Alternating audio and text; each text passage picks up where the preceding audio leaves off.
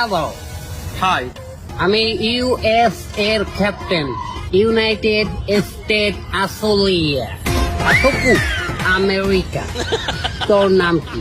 বস আমি শান্ত, বাংলাদেশের ক্যাপ্টেন, দোয়া করেন। তোর প্লেয়ার গোবরা গাইস সবাই চলে আসো, বস ডাকতেছে, আসো আসো আসো।